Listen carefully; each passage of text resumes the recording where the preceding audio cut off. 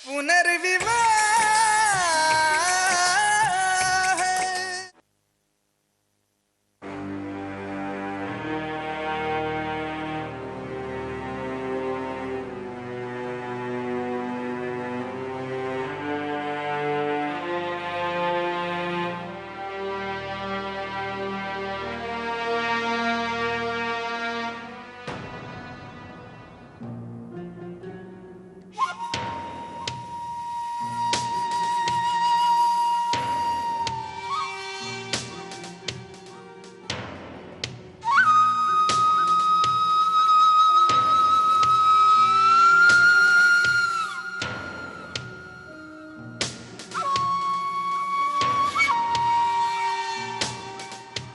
मैं ये देख रही थी कि तू किस मिट्टी की बनी हुई है।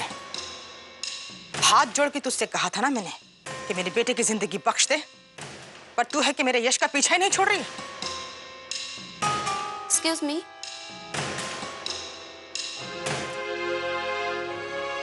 आप चिल्लाइए मत, इससे आप पेशेंट को डिस्टर्ब कर रही है। और आप इन पे क्यों चिल्ला रही है? रात भर पेशेंट का ख्याल रखने में इन्होंने मेरी बहुत मदद की।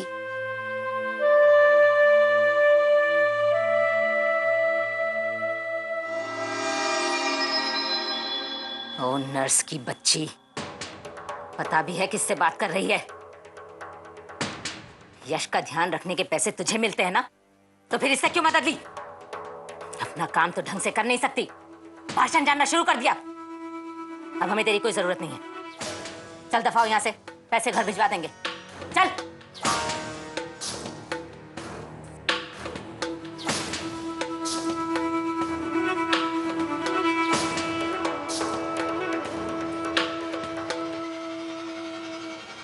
ये लड़की ऐसे नहीं मानेगी भाभी। मुझे ही इसका सामान बांधकर घर के बाहर फेंकना होगा इसे। और सुन, जरा चारों तरफ कमरे में नजर घुमाकर देख ले। यहाँ हर तरफ तुझे अर्पिता ही नजर आएगी।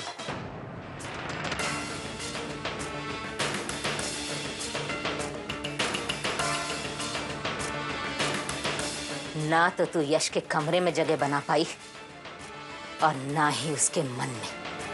इसीलिए तुझे इस घर में रहने का बिल्कुल अधिकार नहीं है। आप चिंता मत कीजिए भाभी, मुझ पर भगवान की बहुत कृपा है। यश के जीवन पर लगे हुए इस ग्रहण को आज मैं ही उतार दूंगी। चलिए महारानी जी, आपको बाहर तक छोड़ा।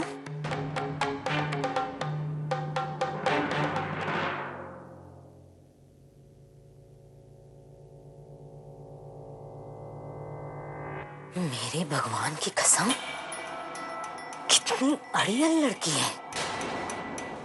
गलती तो हमारी है भाभी, जो हमने इसे इतनी सुख सुविधाओं की लत डाल दी। तो अब ये घर छोड़कर ये जाएगी कैसे? अब जाती है यहाँ से कि नौकरों को बुलवाना पड़ेगा। दादी,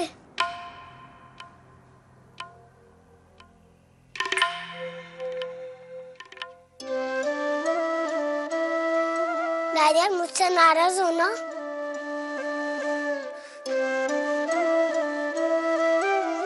मुझे पनिश करो, रूम में बंद करो, मैं कभी नहीं रहूंगा, प्रॉमिस।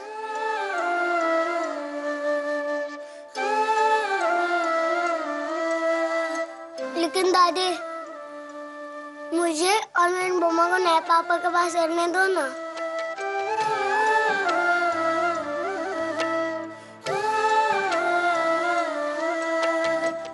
मुझे नए पापा बहुत अच्छे लगते हैं। प्लीज प्लीज प्लीज मुझे नए पापा के पास रहने दो ना, प्लीज प्लीज दादी।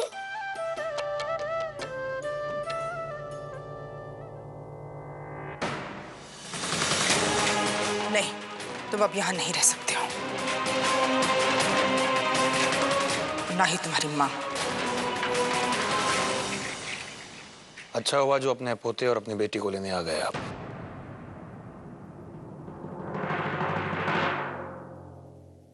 विनती करती हूँ आपसे, एक बार, सिर्फ एक बार आरती को माफ कर दीजिए। बदल लीजिए अपना फैसला। भूल जाइए कि आरती ने आपसे कोई वादा किया था। आरती ने जो कुछ भी किया अंश को बचाने के लिए किया। हर माँ अपने बच्चे के मुंह में मतलबी हो जाती है, उसके लिए रिश्ता कैसे तोड़ सकते हैं आप? सप्ती जी, मत कीजिए यश जी और आरती को अलग। आरती को सिर्फ एक मौका दीजिए यश जी का ये कर्ज उतारने के लिए, सिर्फ एक मौका। शोभा जी, वो शादी शादी नहीं, एक भूल थी। और भूल को समय रहते सुधार लेने में ही समझदारी है। हम भी वही कर रहे हैं। 2-3 दिन में अपने वकील से बात करके तलाक के कागजात तैयार करके भिजवा देंगे आपके पास। उसके बाद आपकी बेटी भी आजाद हो जाएगी इस बंधन से और हम सब भी मुक्त हो जाएंगे।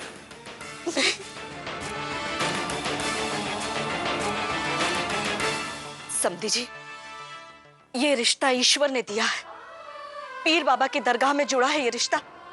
हमें इसे तोड़ने का कोई अधिकार नहीं है। मैं आपको वचन देती हूँ कि फिर कभी आरती की तरफ से आपको शिकायत का मौका नहीं मिलेगा।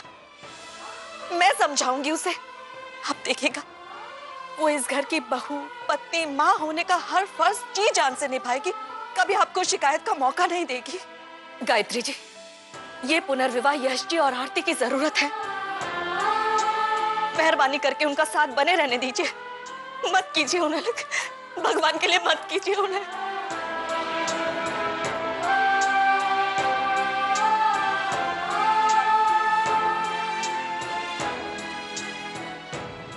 पता नहीं आपका परिवार इतना जिद्दी क्यों है। बार बार कहने के बावजूद भी आप अपने पोते और बेटी को लेके क्यों नहीं जाते हैं? जी जी सही कहती हैं, ऐशो आराम की आदत लग गई है आपकी आरती को। तो अब इस घर को छोड़कर आपके कबूतर खाने जैसे घर में क्यों जाएगी वो? माफ कीजिए,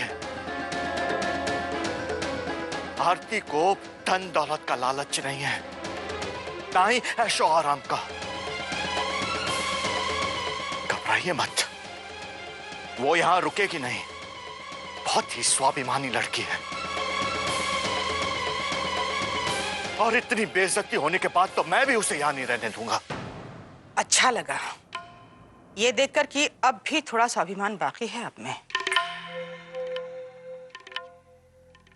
एक बात और शोभा जी, आगे जाकर यश से किसी तरह की सुलह की उम्मीद मत कीजिएगा, क्योंकि यश ने यह पुनर्विवाह अपने मन से नहीं किया, हमारे जोर देने पर किया है। बस गायत्री, बहुत बातचीत हो गई।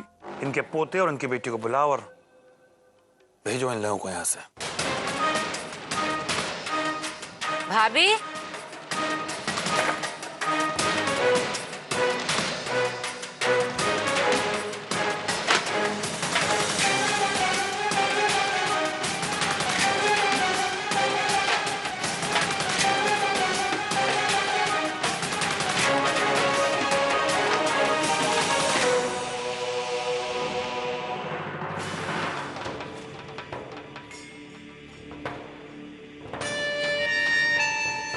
बड़ी मम्मी, मुझे यहाँ नए पापा के पास ही रहना है।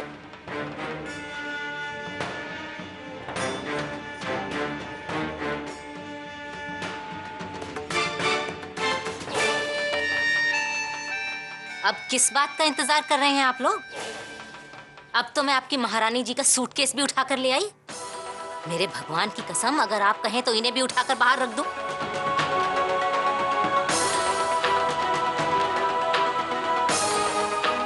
आरती चलो। नहीं बाबूजी,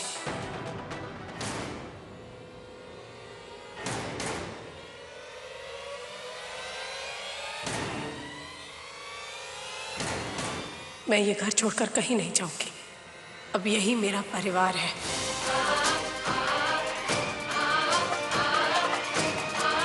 और मैं अपने परिवार को, अपने बच्चों को और अपने पति को छोड़कर कहीं नहीं जाऊंगी।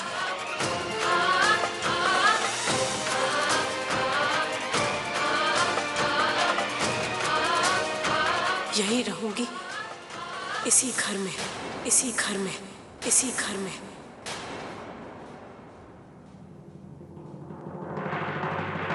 अपनी हर बात, हर गलती के लिए मैं आप सबसे माफी मांगती हूँ। यकीन कीजिए, मैंने जो कुछ भी किया वो जानबूझकर आप लोगों का दिल दुखाने के लिए नहीं किया। मैं आप सबकी बहुत इज्जत करती हूँ।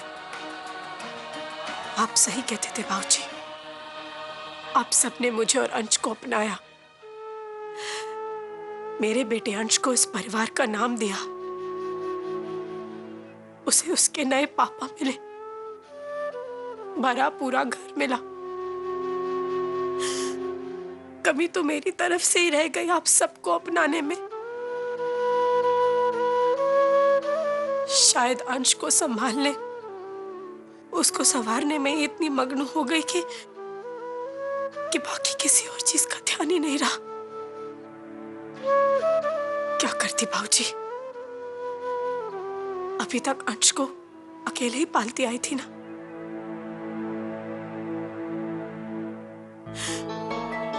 लेकिन अब मुझे मेरी गलती का एहसास हो गया है।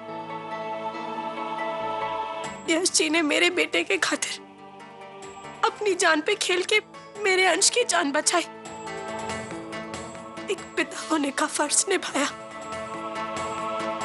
मैं तो पलक पायल के लिए कुछ कर ही नहीं पाई। मैं आपसे भीख मांगती हूँ, मुझे एक आखिरी मौका दे दीजिए। मैं पलक और पायल को एक माँ का प्यार देना चाहती हूँ। उनके लिए वो सब कुछ करना चाहती हूँ जो एक माँ कर सकती है। एक अच्छी माँ, एक अच्छी बहू बनना चाहती हूँ। प्लीज बाबूजी, एक आखिरी मौका दे दीजिए।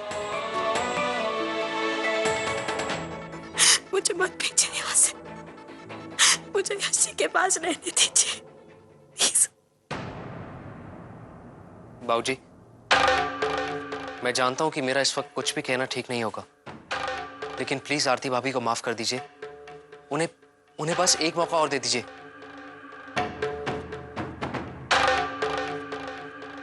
बाबूजी, मम्मी जी, बस एक और मौका दे दीजिए आरती को। हम सब हमारे होते हुए ये ध्यान रखेंगे कि आरती से और कोई गलती ना हो।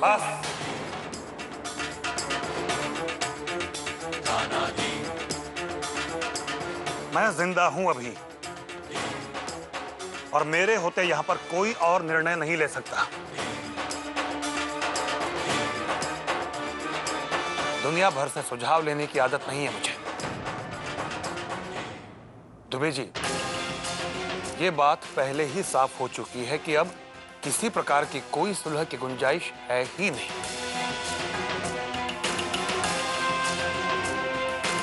आरती और अंश को संध्या परिवार छोड़कर जाना ही होगा।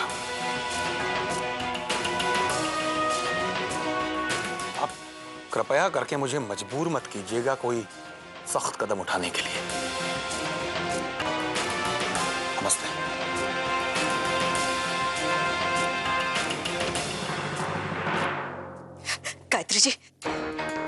गायत्री जी, आप तो एक औरत हैं, आरती का दुख अच्छी तरह से समझ सकती हैं। मैं आपके आगे हाथ जोड़ती हूँ, आरती को एक मौका दे दीजिए। बस शोभा, और कितना गिड़गिड़ाओगी इनके सामने। आरती, चलो।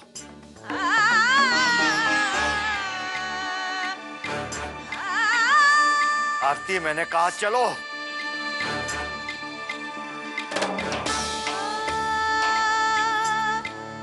आरती, चलो।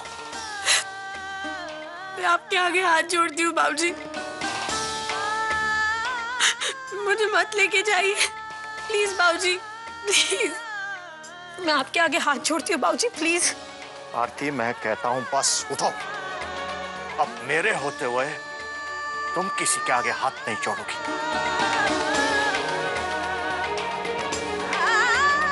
चलो चलो आरती। बाबूजी, बाबूजी मेरी बात सुनिए बाबूजी, बाबूजी प्लीज, बाबूजी बाबूजी एक बार मुझे यश जी से बात करने दीजिए। बाबूजी प्लीज प्लीज, बाबूजी बाबूजी नहीं, बाबूजी एक बार, बाबूजी बस एक बार मुझे यश जी से बात करने दीजिए। बाबूजी प्लीज मुझे मत लेके जाइए, बाबूजी प्लीज प्लीज बाबूजी। जैसे आपके नए पापा ठीक होंगे ना, वो सबसे पहले आपको लेने आएंगे। क्यों झूठी आशा बांध रही है? ये झूठी आशा नहीं, इसे विश्वास कहते हैं। अंश कैसा और कहाँ है?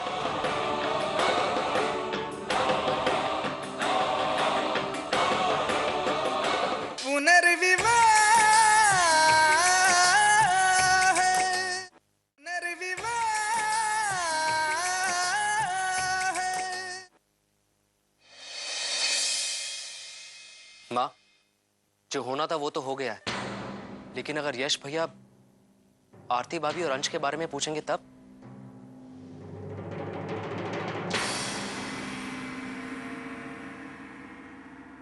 यश से कोई कुछ नहीं कहेगा, वरना अपने बाबूजी का गुस्सा जानते हो ना तुम सब।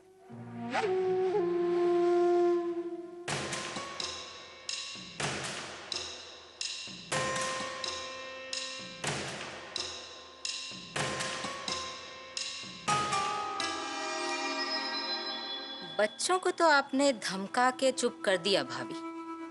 वैसे प्रतीक ने कुछ गलत नहीं कहा।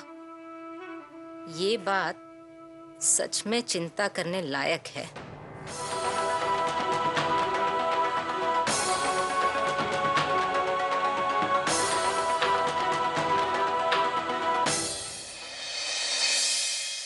मम्मा, हम बड़ी मामा के घर क्यों आ गए?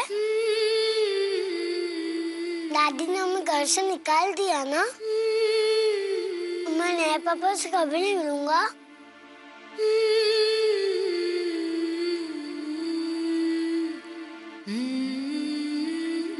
मम्मा, मुझे पापा के पास जाना है। मैं नए पापा से कहूंगा कि दादी ने हमें घर से निकाल दिया।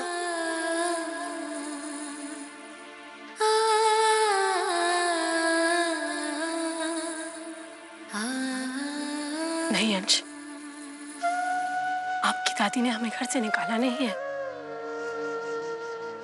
वो तो आपके नए पापा को बहुत चोट लग गई थी ना, तो आपकी दादी ने कहा कि जब तक आपके पापा ठीक नहीं हो जाते, आप अपनी बड़ी मम्मी और बड़े पापा के साथ रह लीजिए। जानते, जैसे आपके नए पापा ठीक होंगे ना, वो सबसे पहले आपको लेने आएंगे, और वो भी अपनी बड़ी सी गाड़ी में। सच्ची मम्मा? तो मैं भगवान जी को जाके बोलूं कि मेरे नए पापा को जल्दी से ठीक कर दो, तो मुझे उनके पास जल्दी से जाना है।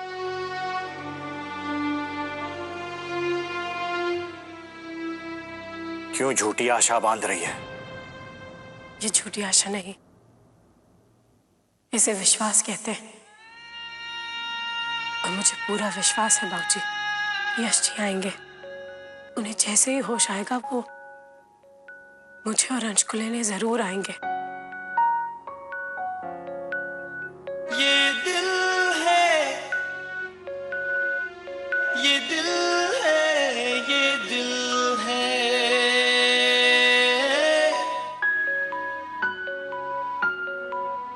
सब इस दिल की ही तो मुश्किल है। अंश कैसा और कहाँ है?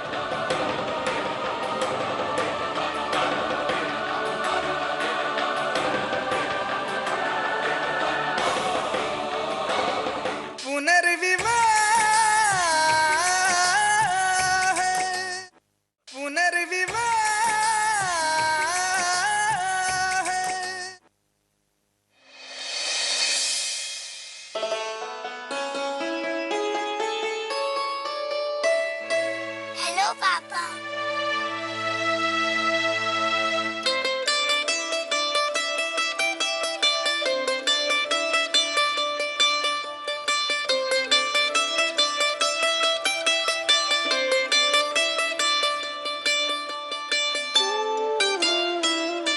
ठीक लग रहा है ना यश?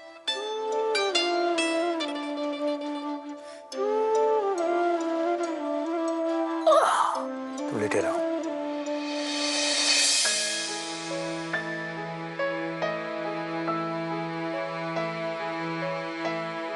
क्या कर रहे हो यश? बाबूजी, मुझे माफी मांग लेने दीजिए।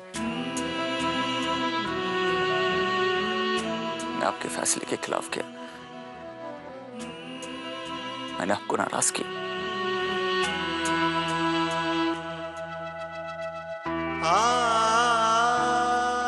प्लीज बाबूजी, मुझे माफ कर दीजिए। जो कुछ हुआ उसे भूल जाओ। पिछली बातें दोहराने से कोई फायदा नहीं।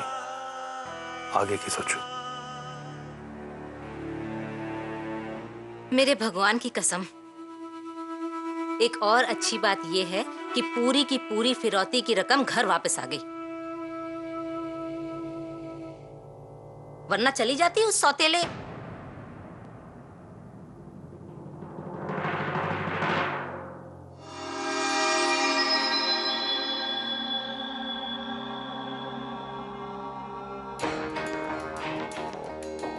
छोटे, अंश कैसा है और कहाँ है?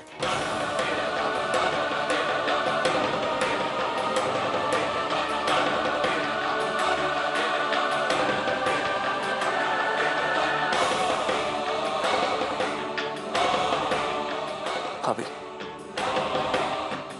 अंश कहाँ है?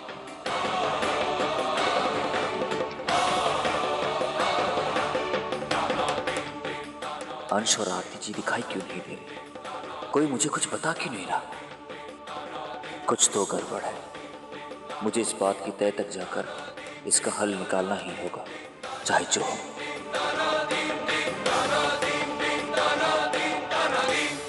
पुनर्विवाह